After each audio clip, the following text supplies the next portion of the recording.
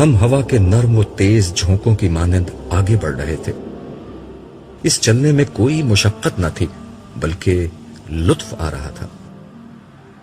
نہ جانے ہم نے کتنا فاصلہ طے کیا تھا کہ صالح کہنے لگا، عرش الہی کے سائے میں مامون علاقہ شروع ہونے والا ہے۔ وہ دیکھو، آگے فرشتوں کا ایک ہجوم نظر آ رہا ہے۔ ان کے پیچھے ایک بلند دروازہ ہے، یہی اندر داخلے کا دروازہ ہے۔ میں نے صالح کے کہنے پر سامنے غور سے دیکھا تو واقعی فرشتے اور ان کے پیچھے ایک دروازہ نظر آیا، مگر یہ عجیب دروازہ تھا جو کسی دیوار کے بغیر قائم تھا، یا شاید دیوار غیر مرئی تھی، کیونکہ دروازے کے ساتھ پیچھے کی سمت کچھ نظر نہیں آ رہا تھا۔ گویا ایک نظر نہ آنے والا پردہ تھا جس نے دروازے کے پیچھے کے ہر منظر کو ڈھانپ رکھا تھا۔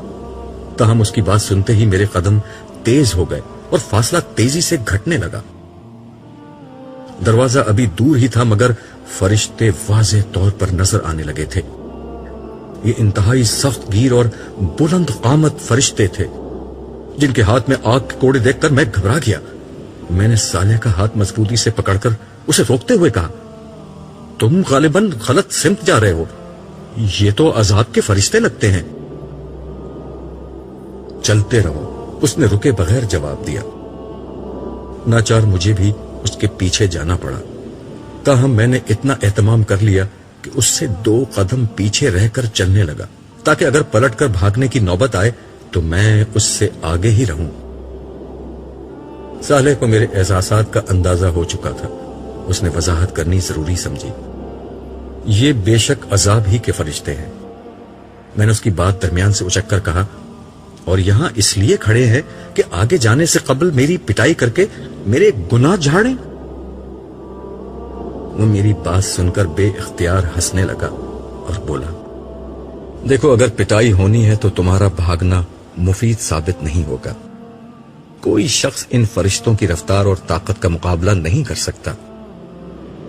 ویسے تمہاری اطلاع کے لیے عرض ہے کہ یہ تمہارے لیے یہاں نہیں کھڑے ہیں، بلکہ یہ اس لیے کھڑے ہیں کہ خدا کا کوئی مجرم اگر اس سمت آنے کی کوشش کرے تو اسے اتنا مارے کہ وہ دوبارہ اس طرف آنے کی ہمت نہ کرے۔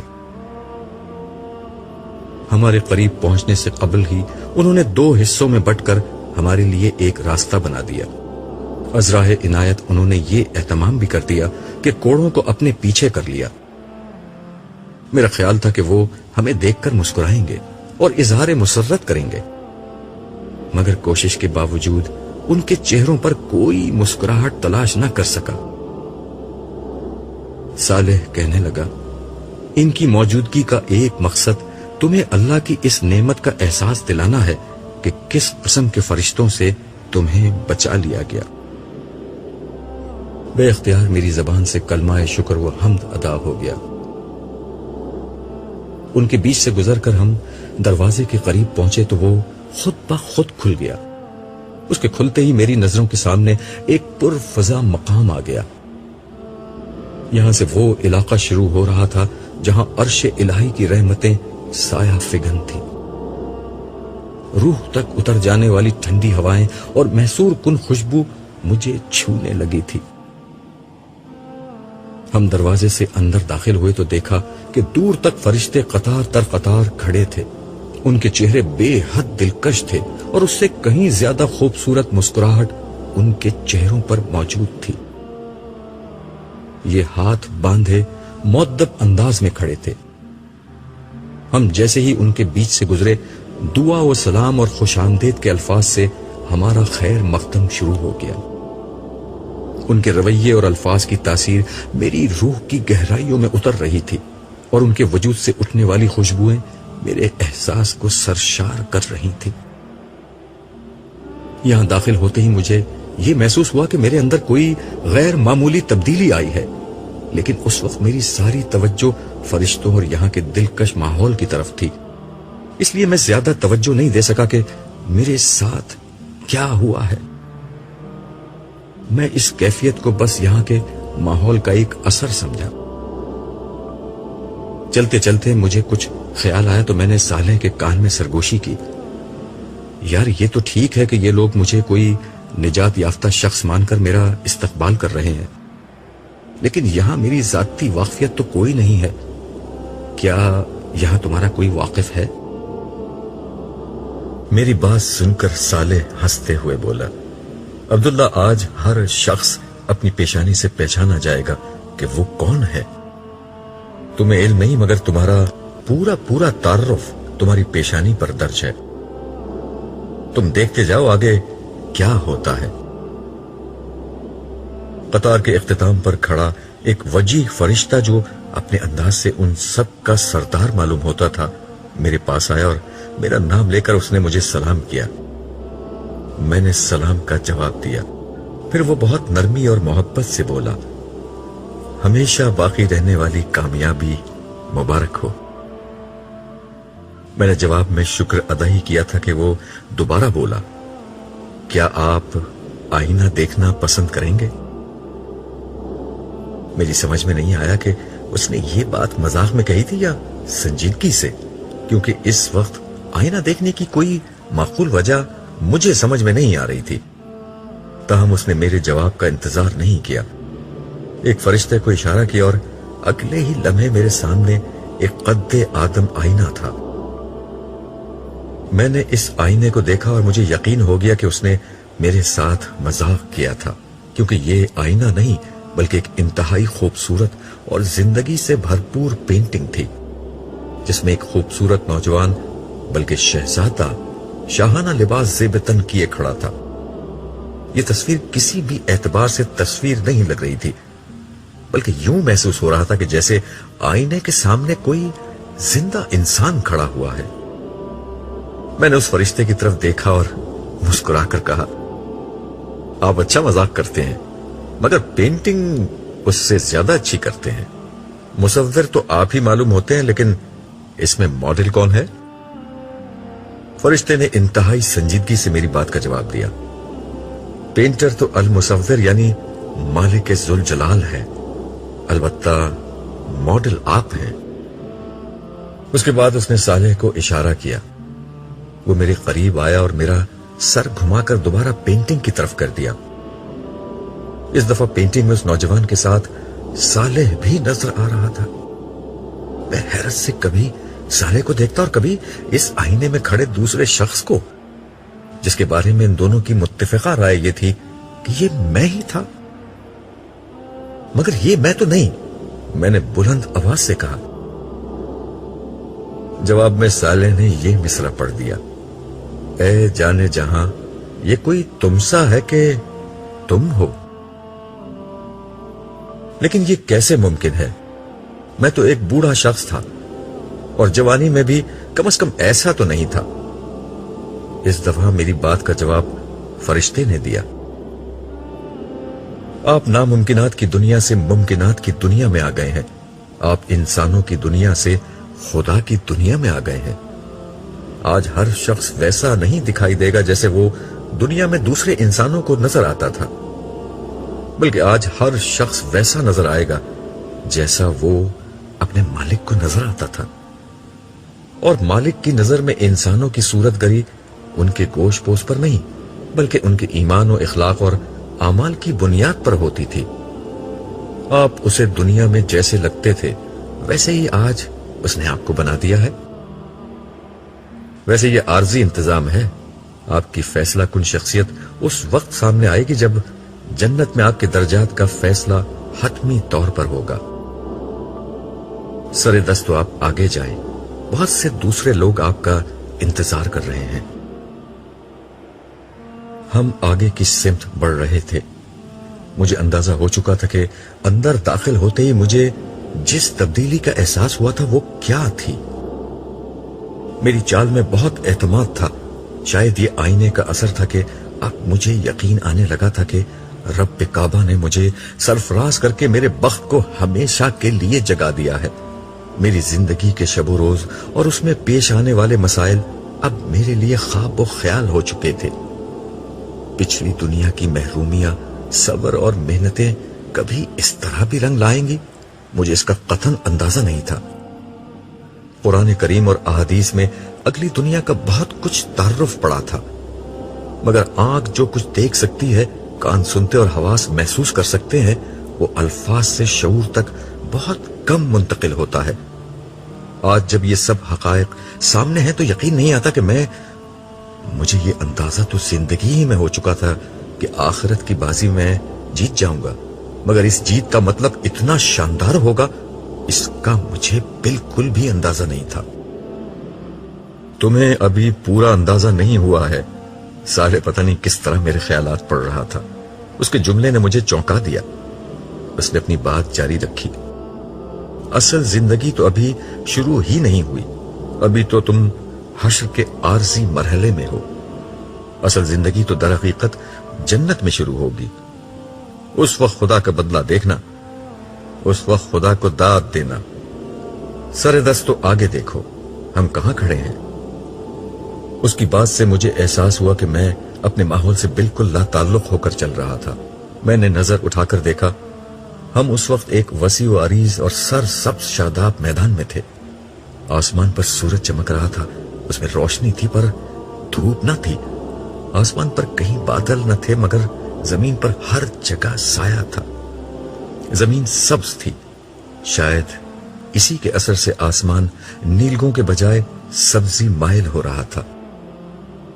میدان کے وسط میں ایک فلک بوس پہاڑ تھا، محاورتاً نہیں، حقیقتاً فلک بوس، کیونکہ اس کی چوٹی جہاں سے ہم کھڑے دیکھ رہے تھے آسمان میں پیوست لگ رہی تھی۔ فضا میں ہر طرف بھینی بھینی خوشبو مہک رہی تھی۔ یہ خوشبو ہر اعتبار سے بالکل نہیں مگر انتہائی محصور کن تھی۔ ہماری سماعت ہمیں ان نغموں کا احساس دلا رہی تھی جو کانوں میں رس کھولنے والی موسیقی کے ساتھ چار سو بکھرے ہوئے تھے۔ مجھے یہ لگ رہا تھا کہ یہ خوشبو اور یہ موسیقی میری ناک اور کان کے راستے سے نہیں بلکہ براہ راست میرے اعصاب تک پہنچ رہی ہے۔ اس کی تاثیر میں مہک و آنگ اور سکون و سرور کے عناصر اس خوبصورت تناسب سے یکجا تھے کہ مجھے اپنا وجود تحلیل ہوتا محسوس ہو رہا تھا۔ میں ایک جگہ رک کر کھڑا ہو گیا اور آنکھیں بند کر کے اس ماحول میں گم ہو گیا۔ صالح نے میرا انہماک دیکھ کر کہا، اس پہاڑ کا نام آراف ہے، آؤ اس کے گرد چکر لگاتے ہیں۔ میں ساتھ ساتھ تمہیں یہاں کی ساری تفصیلات سے آگاہ کرتا رہوں گا۔ میں جواب دیے بغیر سحر زدہ انداز میں صالح کے ساتھ ہو لیا۔ ہم نے دائیں طرف سے اپنا سفر شروع کیا۔ ہم کچھ دور ہی چلے تھے کہ پہاڑ کے ایک حصے پر امت آدم لکھا ہوا نظر آیا۔ میں نے صالح سے پوچھا، کیا یہاں آدم علیہ السلام ہے؟ نہیں، سارے نبی پہاڑ کے اوپر بلند حصے پر موجود ہیں۔ تم دیکھو گے کہ ہر تھوڑی دیر بعد اسی طرح کسی نہ کسی نبی اور اس کی امت کا نام لکھا ہوا نظر آئے گا۔ ہر امت کے نجات یافتہ لوگ، تمہاری طرح کے نجات یافتہ لوگ یہاں آ کر جمع ہوں گے۔ اس نے جواب دیا۔ کیا مجھے امت محمدیہ کے کیمپ میں جانا ہوگا؟ اس پر میں نے اشتیاق سے پوچھا۔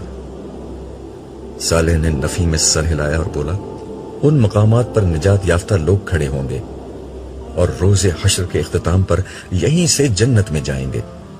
تمہیں پہاڑ کے اوپر جانا ہوگا۔ وہاں سارے نبی اور ان کی امتوں میں سے وہ لوگ جمع ہیں جنہوں نے نبیوں کے اتباع میں لوگوں پر حق کی شہادت دی۔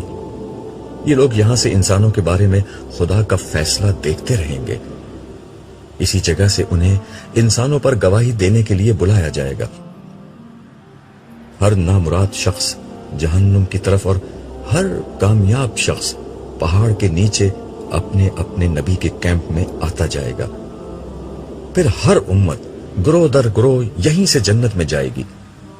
یہ وہ مقام ہے جہاں سے حشر میں ہونے والے ہر فیصلے کو براہ راست دیکھا جا سکتا ہے۔ جنت و جہنم بھی یہاں سے نظر آتی ہے۔ ہم یہ گفتگو کر رہے تھے اور ایک ایک کر کے تمام نبیوں کی امت کے مقامات سے گزرتے جا رہے تھے۔ اس وقت ہر جگہ بہت کم لوگ تھے۔ میں نے صالح سے کہا، شاید ابھی تمام لوگ نہیں آئے۔ اس نے کہا، نہیں، یہ بات نہیں، دیگر نبیوں کی امت میں سے نجات یافتہ لوگ ہی بہت کم ہیں. زیادہ تر لوگ بنی اسرائیل میں سے ہیں اور سب سے زیادہ امت محمدیہ میں سے. یہ دونوں کیمپ ابھی تک نہیں آئے ہیں، لیکن اس وقت تک وہاں بھی زیادہ لوگ نہیں ہیں، لیکن تھوڑی دیر میں ہو جائیں گے. آؤ اب اوپر چلتے ہیں، اس پہاڑ کا چکر تو بہت طویل ہو جائے گا.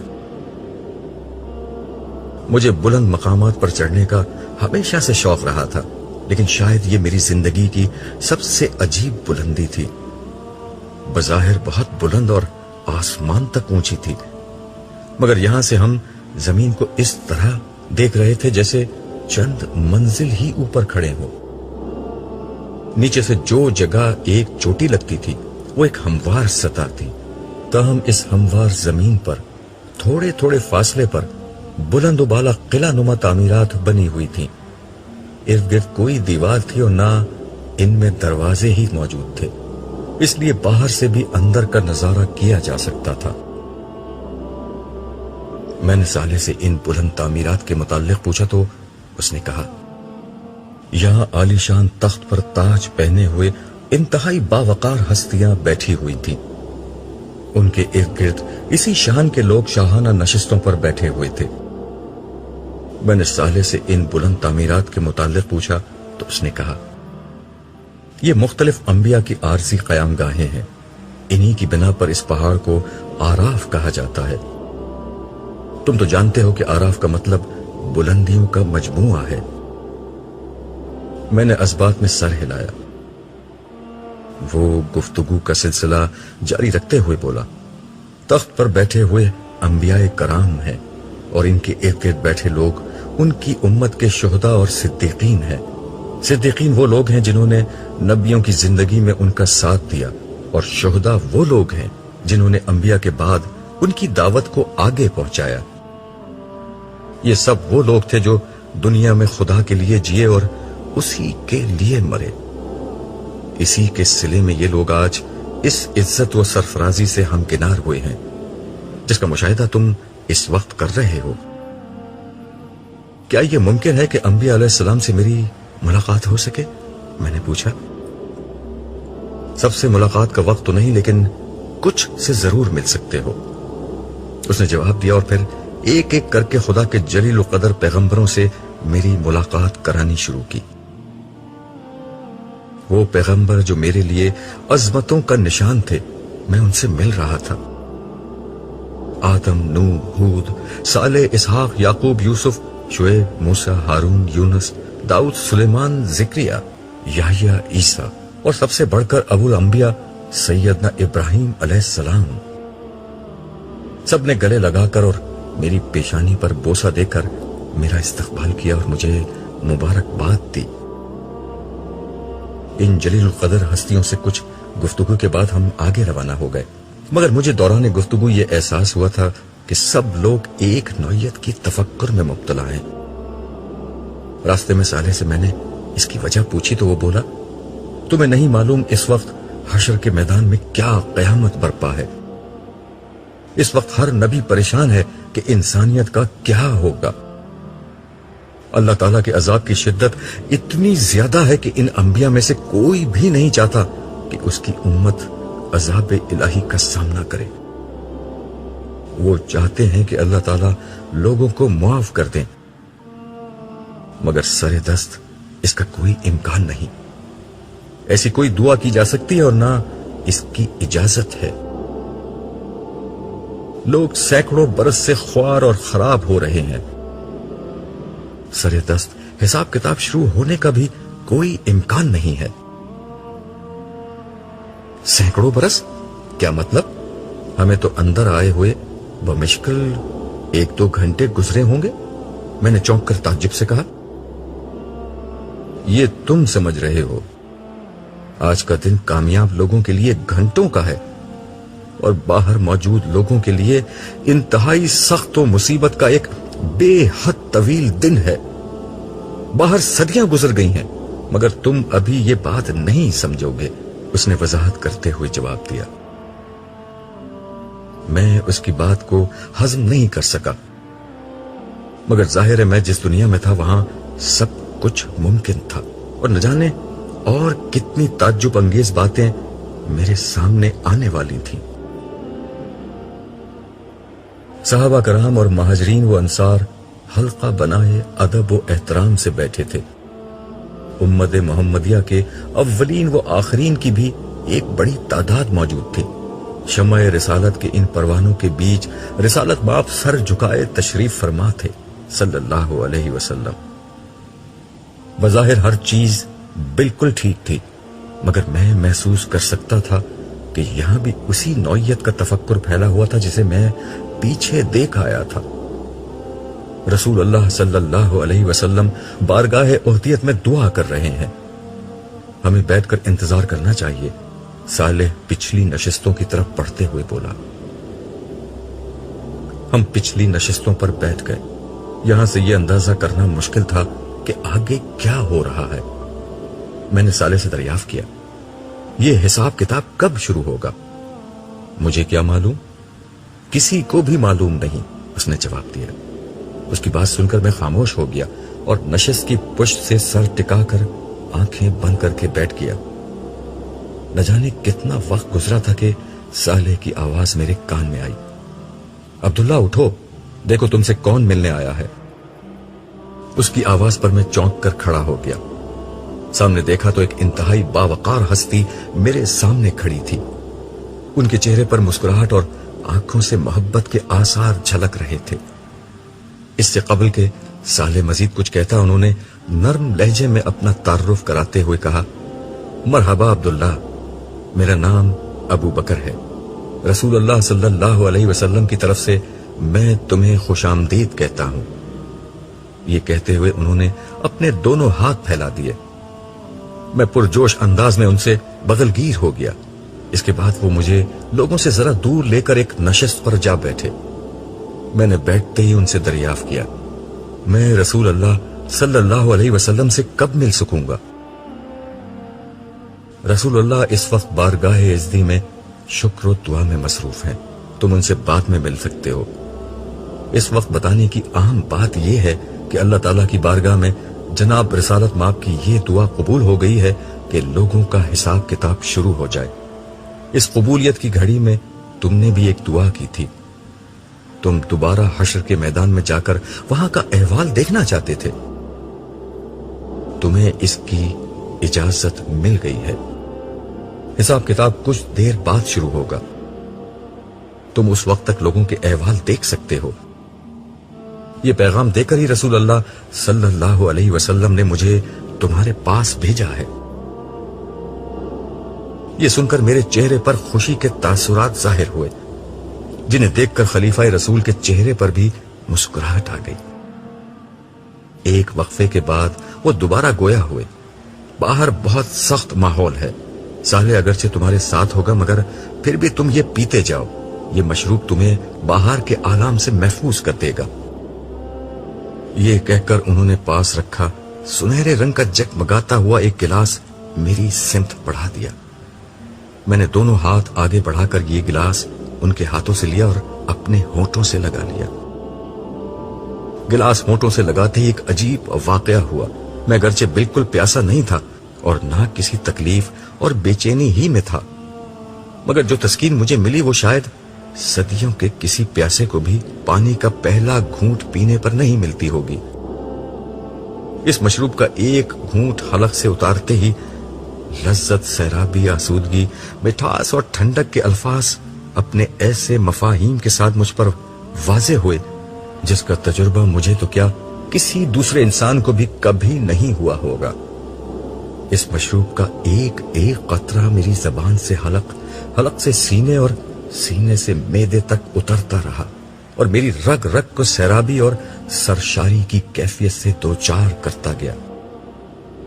मेरा दिल तो चाहा कि एक ही घूंट में पूरा गिलास पी जाऊं, मगर जिस हस्ती के सामने बैठा था उसका अदब इसमें माने हुआ। ये नई जिंदगी और नई दुनिया का पहला तारुफ है। ये जामे कौसर है। इसे पीने के बाद हशर में गर्मी और प्यास तुम्हें नहीं सताएगी। ये अल्फाज सुनते ही मुझे سمجھ میں آ گیا کہ مجھ پر اس مشروب کا یہ غیر معمولی اثر کیوں ہوا تھا۔ یہ جنت کی نہر کوثر کا پانی تھا اور بلا شبہ ان تمام خصائص کا حامل تھا جن کا ذکر میں ہمیشہ سنتا رہا تھا۔ اس لمحے مجھے یہ بھی اندازہ ہوا کہ جنت کی نعمتیں کیا ہوں گی۔ پچھلی دنیا میں کھانے پینے کی لذت دو چیزوں میں پوشیدہ تھی، ایک یہ کہ انسان کو شدید بھوک اور پیاس لگی ہو، اور دوسرے اسے کھانے پینے کے لیے بہت لذیذ شے مل جائے۔ مگر جنت کی ہر شے اپنی ذات میں انتہائی لذیذ ہونے کے ساتھ ساتھ انسان کو بغیر بھوک اور پیاس کے وہ لذت اور تسکین بھی فراہم کرے گی جو صرف ایک انتہائی بھوکے اور پیاسے شخص کو ہی مل سکتی ہے۔ اب مجھے معلوم ہو گیا کہ جنت میں نہ بھوک ہوگی نہ پیاس، مگر اس کے باوجود انسان جتنا چاہے گا شوق سے کھائے گا، اور اس کی کوئی سیری ایسی نہیں ہوگی جو اسے گرانی اور بھاری پن میں مبتلا کر دے۔